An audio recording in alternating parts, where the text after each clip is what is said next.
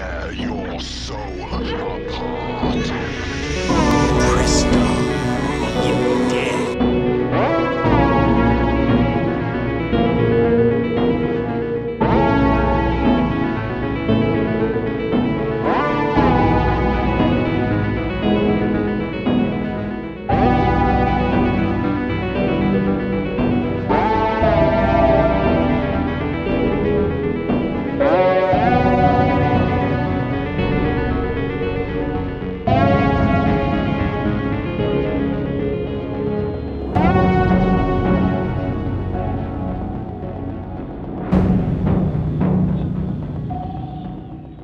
Bonjour mes amis, j'espère que vous allez bien. Nouvelle vidéo rétrospective avec mon frère David. Comment vas-tu mon frère? Ça va, la pêche?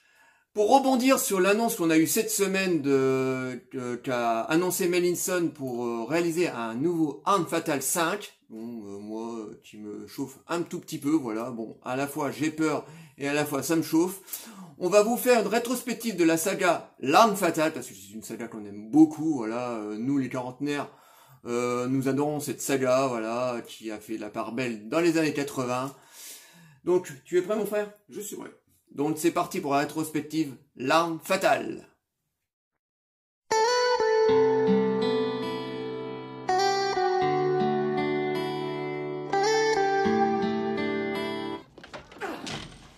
La ferme, j'étais à 7 étages au-dessus. Moi j'oubliais, il était trop vieux pour ce genre de choses. Hey. On a frôlé la catastrophe, hein. Pas de touche. Il vous encule, les portables. Il m'a frappé. Bien. Va mourir en caleçon. Piou, piou, piou. Hey, Rix, qu'est-ce que t'as? Tu m'aides pas. On peut se presser, s'il vous plaît.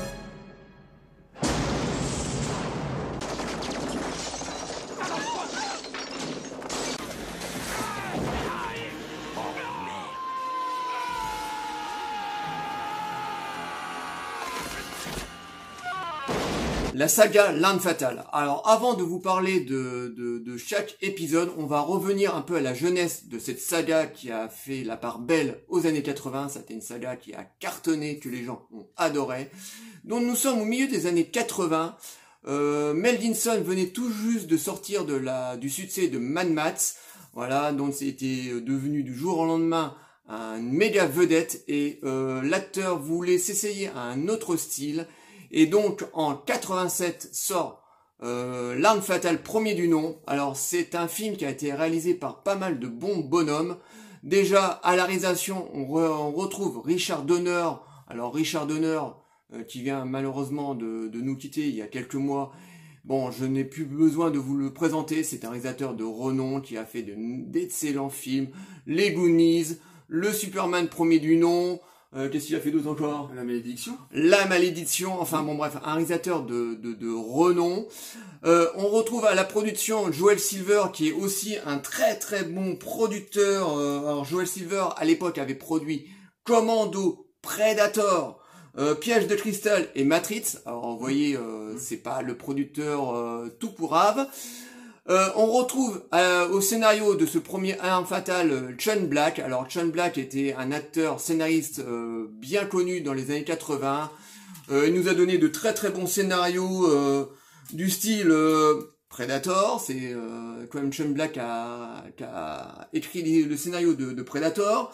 Last Action Hero et Au revoir à jamais. Donc un scénariste plutôt bon, jusqu'au moment où notre bon vieux Sean Black nous a réalisé et scénarisé le tout dernier Predators, donc une merde absolue. Alors pour moi, il n'existe absolument plus, le Sean Black, voilà, il a cassé une saga que nous deux on adore, Predator, donc pour moi il n'existe plus du tout, voilà, parce que c'était une odieuse bouse, voilà. Donc cette petite famille réalise donc L'Arme Fatale numéro 1, donc un body movie pure souche, voilà, ce qui était à la mode à l'époque, parce que en plein milieu des années 80, le body movie régnait en maître en termes de film d'action comédie. Et c'était un coup de maître parce que on a des grands monsieur derrière la caméra, mais aussi on a des grands monsieur devant la caméra. Donc dans les rôles principaux, on a Mel Gibson dans le rôle de Martin Reeds, on a Danny Glover dans le rôle de Roger Murtaugh. Et franchement, c'est un film qui est excellent. C'est un body movie doublé de comédie, donc tout marche à merveille. On a des scènes d'action mortelles. On a un duo qui marche très très bien. Alors, je vais vous raconter un petit peu l'histoire, même si vous la connaissez par cœur. Au début du film, le film commence quand même très très fort. On a une jeune fille qui est dans son appartement, qui est complètement droguée et qui se jette par la fenêtre. Donc le film commence quand même avec une scène assez lourde et on fait la connaissance de Martin Reeds, donc un jeune flic de la crime qui est dépressif parce qu'on apprend très rapidement qu'il a perdu sa femme dans un accident de voiture. Donc on le voit dans sa caravane au début avec un flingue dans la bouche à 2 doigts de se flinguer. Et peu de temps après, on demande à Martin Reeds d'enquêter sur une affaire de trafic de drogue, et on va lui mettre dans les pattes un inspecteur de police vieux de la vieille, qui est Roger Murtaugh, qui est à 2 doigts de la retraite, donc un inspecteur à l'ancienne, qui a un vieux Colt 6 coups, super pépère dans ses chaussures, et on va lui mettre dans les pattes ce chien fou qui est Martin Reeds. Au début, bien entendu, les 2 inspecteurs vont avoir du mal à travailler ensemble parce que ce sont 2 inspecteurs complètement différents et ils vont finir par s'apprivoiser et à s'aimer.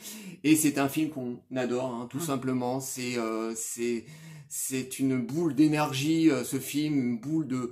Voilà, quand on voit ce film-là, franchement, on a tout ce qu'on aime, voilà, de l'action, de l'humour, de très très bons comédiens. Moi, j'adore...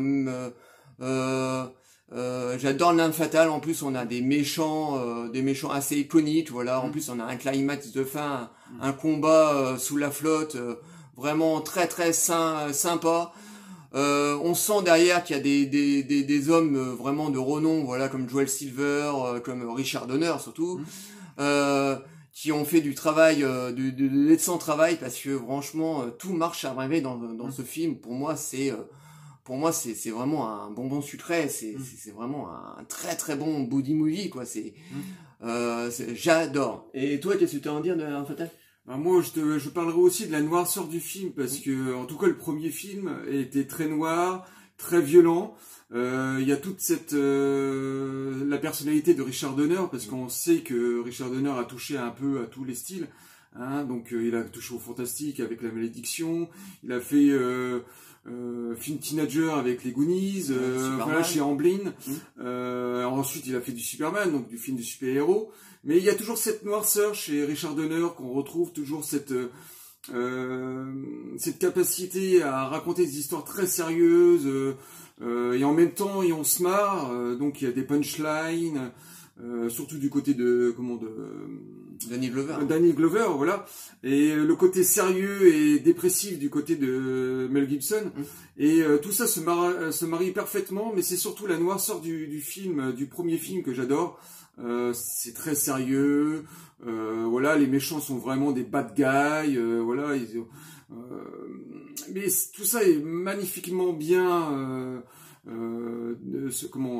parsemé dans cette histoire. On se marre et en même temps c'est hyper sérieux, c'est du très bon travail, en tout cas un très bon numéro 1, avec des scènes d'action emblématiques, ce combat sous l'eau, voilà, tous les personnages sont bien écrits et c'est super bien réalisé surtout, hein. C'est du costaud. Oui, on se rappelle de très très bonnes scènes là. Une des scènes emblématiques du film, c'est quand Martin Reeds va essayer de sauver un dépressif sur le toit d'un immeuble, et le mec il vrille comme ça, et il lui dit bon bah tu veux te foutre en l'air, bah on va se foutre en l'air, et puis il saute du toit de l'immeuble avec le mec au mieux de le faire descendre. Donc on a des scènes comme ça qui sont vraiment très très bonnes, parce que Martin Reeds dans le premier Arme Fatale, c'est vraiment le flic qui est sur le fil du rasoir, voilà. Il est à 2 doigts de péter une durite due à sa dépression, donc il est très très dur à gérer. Et le duo qui forme avec Danny Glover, qui est lui un un inspecteur pépère, voilà, qui a passé 40 ans de carrière dans la police, qui est pas loin de la retraite d'ailleurs. Qui est pas loin de la retraite. Alors lui, il est plutôt zen, voilà, il a une petite famille derrière lui. Bon, voilà, sa carrière est derrière lui, et on va lui foutre dans les pattes cette espèce d'inspecteur dépressif qui est très très dur à maîtriser, et ça marche parfaitement, quoi. On a deux inspecteurs de deux générations différentes, et ça apporte à des scènes mémorables, que ce soit en scène d'action mais aussi en scène de comédie. Les deux acteurs s'entendent vraiment très très bien, donc c'est vraiment un film qui est vraiment très très bien réalisé, qui a eu un énorme succès en 87, donc voilà, c'est une pierre très importante dans les années 80. Voilà, il y a beaucoup de films qui se sont inspirés de L'Arme Fatale, un petit peu Martin Mann, on peut dire qui s'est un petit peu inspiré de L'Arme Fatale en faisant Piège de cristal, parce que voilà, on retrouve un petit peu les mêmes éléments dans le tout premier Die Hard. C'est voilà, ces scènes d'action, ces scènes de comédie, et on peut dire que L'Arme Fatale vraiment a inspiré énormément de réalisateurs, en tout cas a réinventé un petit peu le film d'action comédie des années 90, enfin des films qui allaient arriver ensuite ensuite par la suite dans les années 90. Donc L'Arme Fatale franchement était un bon film. Je sais pas si tu as un dernier mot à dire dessus. Oui, je dirais que peut-être que ce L'Arme Fatale aussi, lui, il louche du côté de 48 heures, le premier film. Oui, parce que 48 heures, c'est un body movie. Oui, mais 48 heures, il était quand même un film assez sérieux, assez noir aussi, une structure assez agressive, mais avec des éléments punchline, avec une cool attitude. Et on retrouve aussi ça dans L'Arme Fatale, donc je pense que un film inspire un autre. Et en plus, comme tu disais, on était en plein dans la période des body movies, donc Schwarzenegger est passé par là, enfin tout le monde est passé par cette case, mais avec plus ou moins de talent, voilà. Et donc le film a été un méga succès, et c'était bien entendu pratiquement logique que les aventures de Martin et de Roger allaient continuer. Après le joli petit succès qu'a rencontré L'Arme Fatale, c'était un petit peu logique que la famille se rassemble de nouveau pour produire un L'Arme Fatale numéro 2, dont nous retrouvons Richard Donner derrière la caméra. Nous retrouvons en termes de producteur toujours Joel Silver.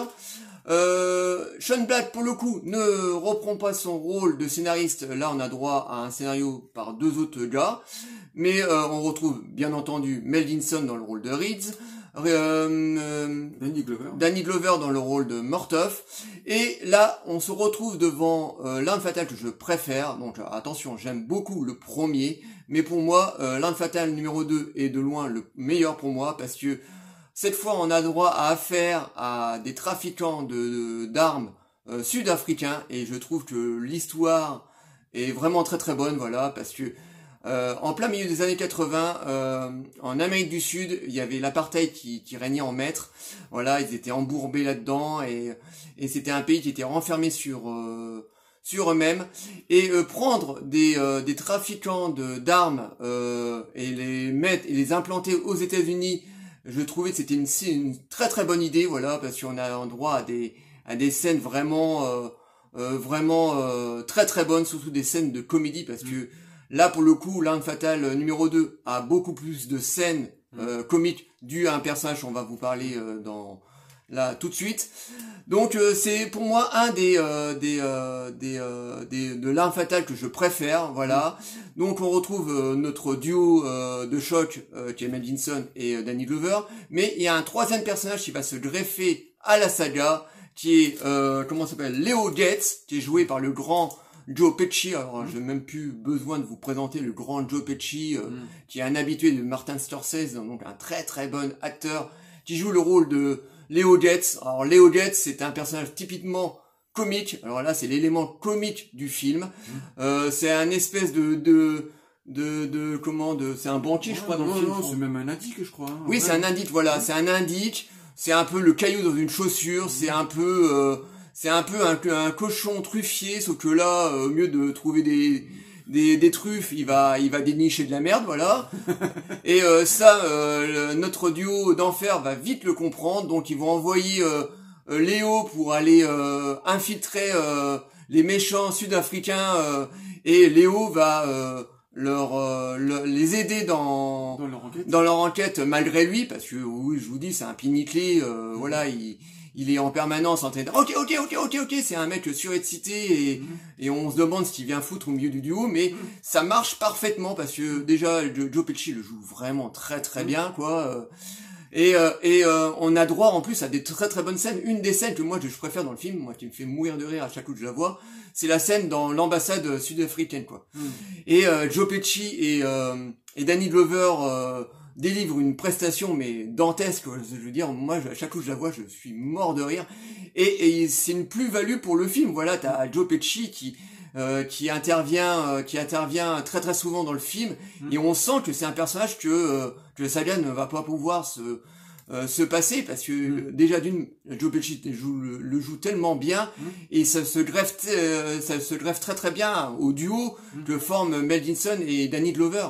Donc pour moi, voilà, c'est l'arme fatale que je préfère. En plus, on a un climax de fin qui est vraiment très très bonne. Alors petit spoil, voilà, bon, je pense que vous savez tous maintenant, parce que la saga maintenant a presque 40 ans. À la base, l'arme fatale numéro 2 devait être le dernier de la saga. Il devait pas avoir de troisième. Donc Martin Reeds devait mourir à la fin du film.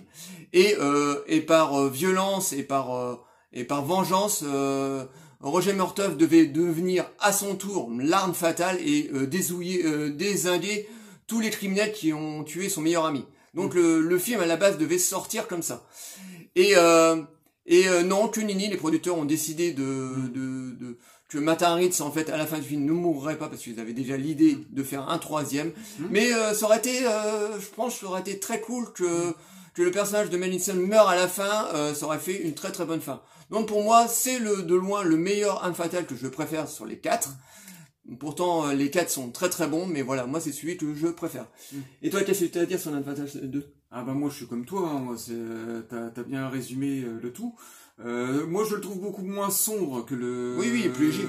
Plus léger, moins sombre. Dans la photographie c'est pareil, il y a beaucoup plus de couleurs, on est moins dans la gravité du premier, quoi, en fait, hein, dans le sérieux du premier.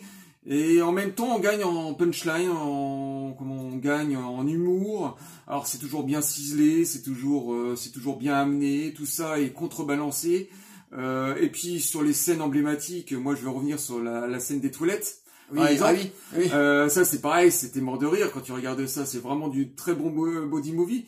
Voilà les toilettes de comment ça s'appelle, Danny Glover, Murtaugh là, qui sont piégés. Lui il peut pas bouger, et puis là t'as toute une petite scénette comme ça où ils doivent trouver une solution pour se dégager de ce problème. Donc il y a cette scène là qui est très très marrante, et puis bien sûr aussi les méchants dans ce film là, on peut pas les choper parce qu'ils ont tous des papiers diplomatiques, donc forcément, hein, étant des hommes politiques étrangers, forcément on peut pas les intercepter aussi facilement. Donc il y a cette rivalité en fait, hein, cette difficulté. Et on va parler aussi de la musique, hein, aussi, on n'a pas parlé aussi dans le premier, mais musique de Clapton, hein, donc très jazzy, avec ces lignes de guitare comme ça, bluesy, enfin c'est du Clapton. Hein. Oui, qui va saupoudrer toute la saga. Oui, on a toujours cette petite ligne de guitare qui revient en permanence. Et donc à la fois jazzy et puis rock aussi. C'est assez c'est très c'est free jazz en fait, on va dire. Donc cette musique emblématique. Je dirais pour finir, c'est un très très bon numéro 2 qui rivalise sans problème avec le premier. Par contre, moi je préfère quand même le premier, hein, j'aime bien la noirceur du premier, mais j'adore aussi le deuxième pour toutes les petites nouveautés qui étaient apportées, bien sûr l'élément comique et Joe Pesci, voilà. Donc voilà, un très bon numéro 2, en tout cas on s'ennuie pas une seule seconde. Sur une structure relativement courte, hein, je crois que les films durent moins de 2 heures, donc c'est toujours admirable. Donc un très bon numéro 2. Oui, les films sont courts, voilà, parce que maintenant c'est vrai qu'on a l'habitude de voir des films de 2 heures, 2h30, des fois qui plongent les films tellement ils veulent en rajouter. Là, le film il dure 1h50, ça va très très vite. On a des punchlines qui marchent à merveille, on a des scènes d'action, je vous en parle même pas. Donc voilà, c'est très très dynamique et on s'ennuie pas du tout, quoi. Et bien entendu, le film va rencontrer de nouveau son public, hein, voilà, qui va encore encore amener de la popularité à la saga, qui va nous amener très rapidement à un 3e épisode, parce que les producteurs, Joel Silver, il dit voilà, on peut pas lâcher une patate chaude comme ça. En plus, on a apporté un nouveau personnage qui est joué par Joe Pesci, qui marche à merveille, donc les producteurs ne pouvaient pas s'arrêter à un numéro 2, voilà, donc très rapidement, ça va nous amener au numéro 3. Ce qui nous amène en 1992, donc la petite famille se réunit de nouveau pour nous pondre un L'Arme Fatale numéro 3. Alors c'est un Arme Fatale que j'aime beaucoup, voilà. Je le mettrai peut-être un cran en dessous du premier et du deuxième, parce que moi ce qui me gêne un peu dans ce film, c'est le constat, enfin c'est le côté comique. Voilà, il est un petit peu trop comique à mon goût, dû au personnage de Joe Pesci, de Leo Getz, qui prend un tout petit peu trop de place à mon goût. On le voit en permanence dans pas mal de scènes, beaucoup plus de scènes que dans le deuxième, parce que dans le deuxième il était là, c'était l'élément comique, mais il n'était pas envahissant. Dans le troisième, à mon goût bien sûr, il est un peu trop présent, voilà, il est toujours en train de dire ok, les bam doum doum, etc. Donc au début c'est plutôt marrant, et puis ça vient un petit peu lourdingue en fin de film. Bon, Joe Pesci le joue toujours aussi bien, mais là il est un petit peu en roue libre. Bon. Après, l'histoire est toujours aussi bonne, voilà, bon, on a des histoires assez simples, hein, dans les Armes Fatales, on peut pas dire que ce soit des scénarios très recherchés, hein. Là, on a droit à des trafiquants de drogue, le méchant de ce film est un flic pourri de la police, et donc, on est dans un bon L'Arme Fatale, voilà, on a encore une très bonne réalisation de Richard Donner. On a encore de très bonnes scènes d'action, on a des bonnes scènes comiques, le duo marche toujours tout aussi bien, on a des nouveaux éléments, voilà, parce qu'à un moment t'as Ritz qui tombe amoureux d'une petite fliquette, qui est jouée par René Rousseau, donc il y a un nouveau personnage qui arrive au sein de la saga, donc qui est relativement bienvenu. T'as Roger Murtaugh qui est lui encore un tout petit peu plus vieux que dans les deux premiers, donc encore un peu plus proche de la retraite, mais à chaque coup il repousse toujours sa retraite. Au bout d'un moment, on s'est dit, il se barrera jamais. Donc c'est un Arme Fatale que j'aime plutôt bien, parce que voilà, il est très dynamique. Le film commence par une course-poursuite, un fourgon, où t'as Mel Gibson qui est sur le toit d'un fourgon, qui est relativement sympathique.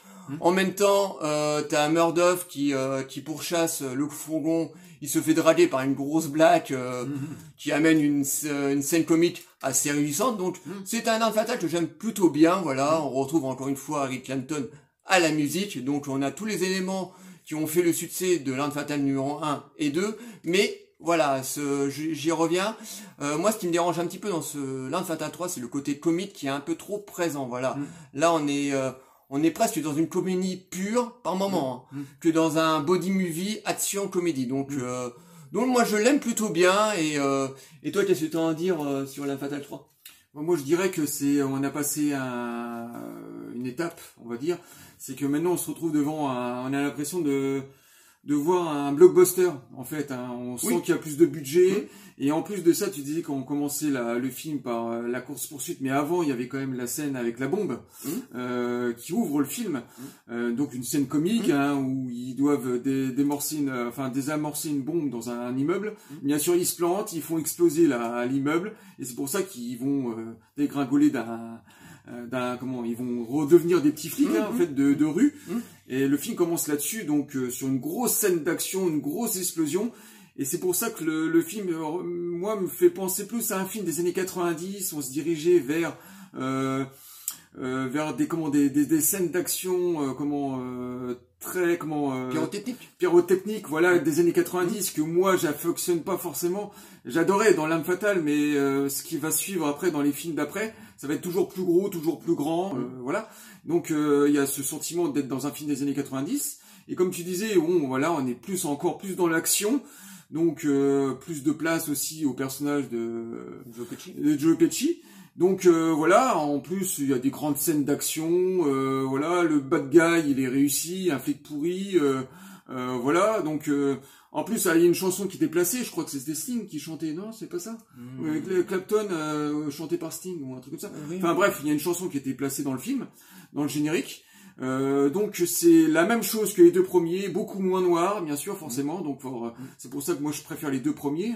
Là, il y a beaucoup plus de lumière, on est beaucoup plus dans l'humour. Bah, disons que les personnages évoluent, quoi. Voilà. Ouais, c'est ça. Même le film évolue, hein, je dirais.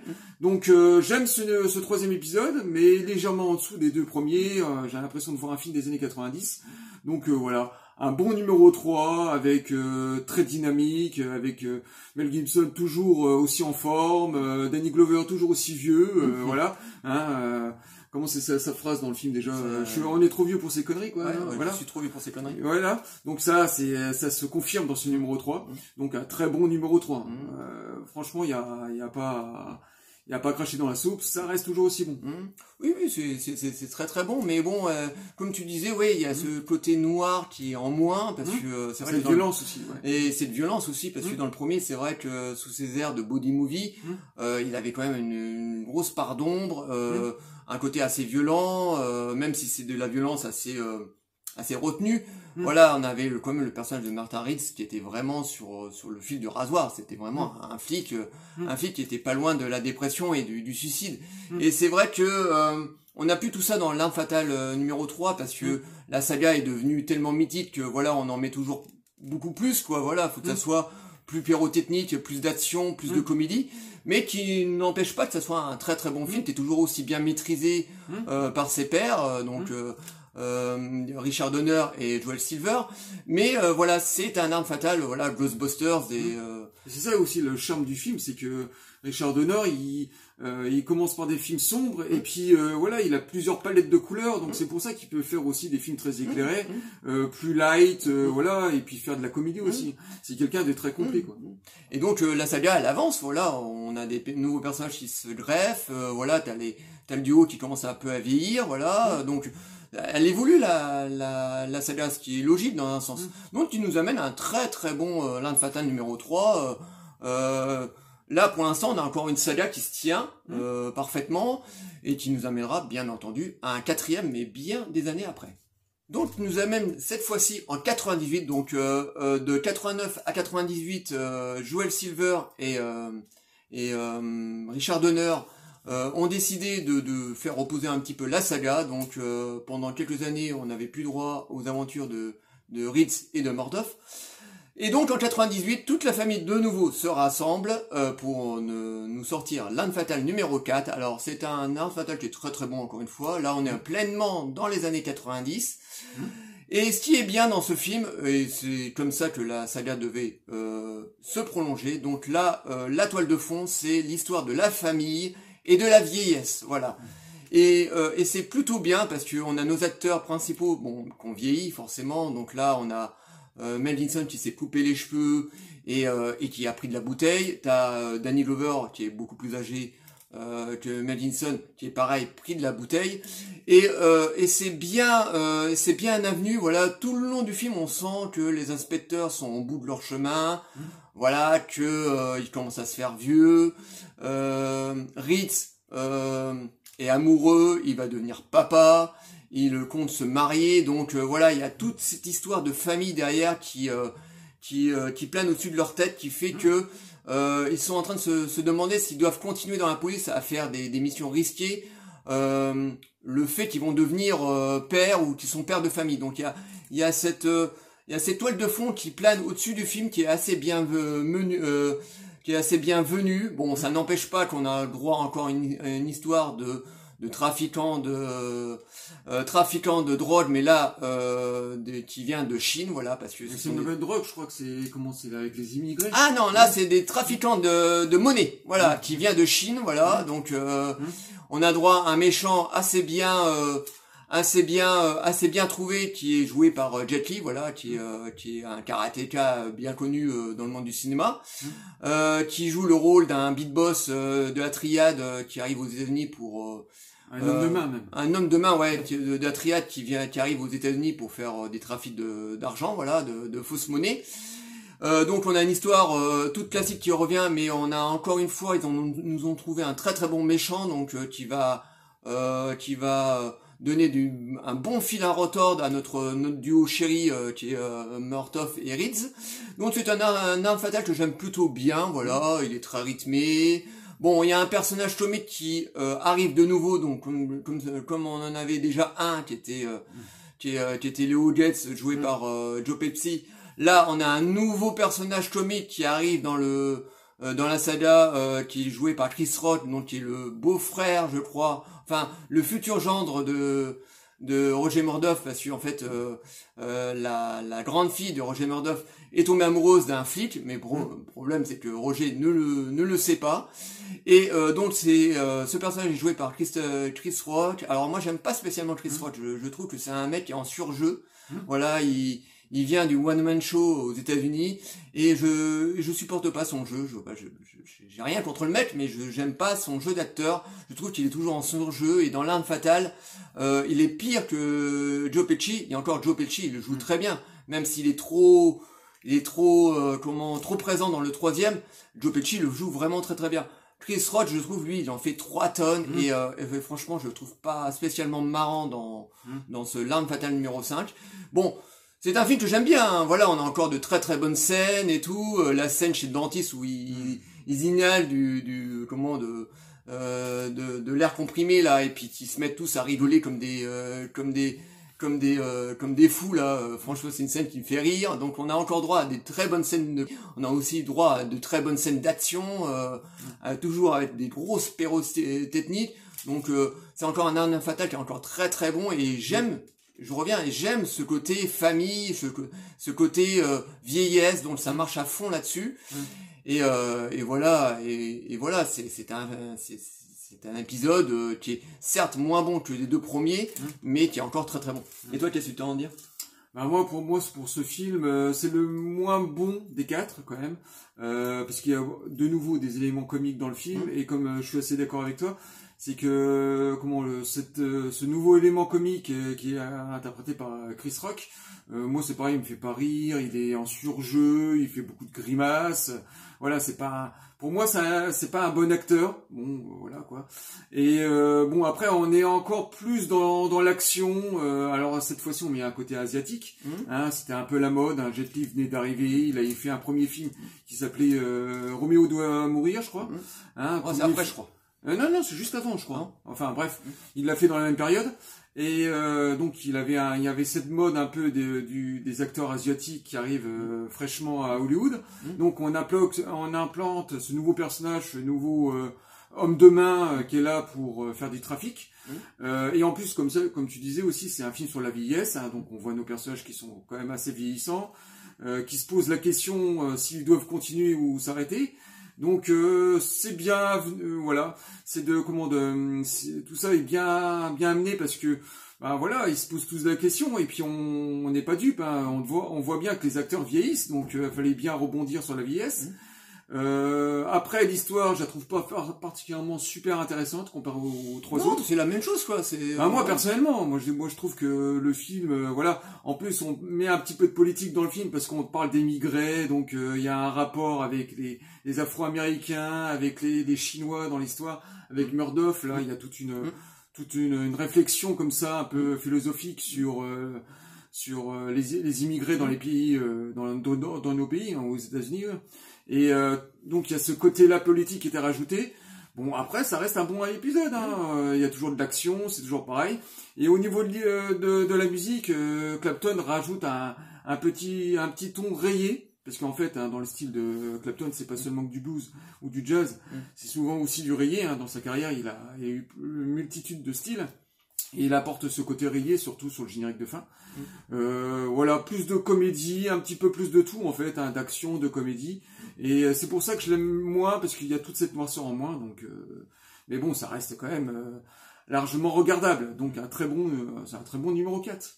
Oui, c'est encore un film qui est très très bien maîtrisé par Richard Donner. Voilà, il apporte cet élément donc de vieillesse et de famille qui est plutôt bien amené, parce que malgré tout, malgré ces 2-3 petits défauts qu'il y a dans ce film, il arrive encore une fois à faire avancer le récit, à faire avancer les personnages. Et à la base, le 4e devait être le tout dernier, parce que quand on voit la scène de fin où Reed se marie, où il devient papa, on a tous les personnages qui sont réunis à l'écran, qui nous dit clairement que c'est le tout dernier, voilà, on est une grande famille, comme ils disent à la fin. Donc, en plus, Richard Donner clôturait très très bien la saga, parce que le 4e devait être le tout dernier. Bon, encore une fois, le film a rencontré un très très bon succès, le public l'a plutôt apprécié, et qui nous amène à la nouvelle qu'on vient d'apprendre cette semaine. Alors, ça faisait déjà un petit moment qu'il y avait un Arme Fatale numéro 5 qui était dans les tuyaux chez Warner, voilà, ça fait au moins déjà 20 ans qu'on parlait d'un Arme Fatale. Alors, un coup, c'était Richard Donner qui ne voulait plus le réaliser, un autre coup, c'était Mel Gibson qui était pas intéressé par le rôle. Enfin bon, bref, c'était un projet qui était en permanence relancé et puis abandonné, jusqu'à lundi, là, à peu près, début de semaine, où Mel Gibson a annoncé qu'il réalisera lui-même L'Arme Fatale numéro 5. Alors moi, ça me plaît dans un côté, parce que ce qui me plaît le plus dans tout ça, c'est que c'est Mel Gibson qui va réaliser le film, et on sait très bien que Mel Gibson est un excellent réalisateur. Il a fait 5 films, pratiquement 5 chefs-d'œuvre, à part peut-être son tout premier, qui est L'Homme sans visage, qui était sa toute première réalisation, et qui est qui arrive pas à la hauteur d'un Braveheart, mais qui est un très très bon film. Donc on sait que Mel Gibson, ce qu'il est capable de faire, donc ça me rassure plutôt, parce que je pense qu'il, en plus, il a déclaré dans son interview qu'il reviendrait aux origines de la saga, donc à revenir à un ton du tout premier. Donc moi, je suis à la fois un peu inquiet et rassuré, donc on verra bien ce que donnera ce 5e épisode. Et toi, qu'est-ce que tu as à dire à ce fameux L'Arme Fatale 5? Pour moi, je veux dire que je sais pas trop en fait, parce que je suis rassuré comme toi sur la réalisation. Mel Gibson est un très bon réalisateur. Il a jamais fait de body movie, mais on peut imaginer qu'il s'en sorte bien s'il reprend vraiment le ton du premier film, la noirceur, le côté dépressif. Pourquoi pas faire un film de malade mental, je veux dire, Mel Gibson il est capable dans la violence. Et en même temps, je sais pas quoi penser du scénario. Est-ce qu'ils ont encore quelque chose à raconter, parce que dans le 3e, c'était on parlait de la vieillesse, de la famille. La famille c'est dans le 4e, mais dans le 4e t'as raison, c'était la vieillesse et la famille. Donc tout ça a déjà été exploité dans l'avant-dernier. Donc dans ce dernier, qu'est-ce qu'ils vont exploiter, qu'est-ce qu'ils vont raconter? Parce que là, c'est carrément la maison de retraite, vu l'âge des acteurs. Donc je sais pas quoi penser de ce film-là. J'ai envie d'être rassuré. En même temps, on va encore flirter avec la nostalgie. C'est la mode en ce moment, c'est de refaire du nouveau avec du vieux. Enfin voilà, on est à fond dans la nostalgie. Du nouveau avec du neuf, du nouveau avec du vieux. Voilà, exactement. Donc je sais pas quoi penser. On va laisser faire les choses, et puis on va juger un petit peu sur la bande-annonce quand ça va sortir. Pour l'instant, je préfère pas juger, et puis on verra bien dans le futur. Oui, tout à fait, on verra bien ce que donnera L'Arme Fatale numéro 5. Voilà, ce qui nous amène à la fin de notre vidéo. Alors j'espère que cette grande rétrospective de L'Arme Fatale vous aura plu. On va dire le mot de la fin. Likez, délikez, abonnez-vous. Envoyez-nous des commentaires, dites-nous ce que vous pensez de la saga L'Arme Fatale, on vous répondra toujours avec plaisir. Et on vous dit à très très bientôt. Ciao les amis.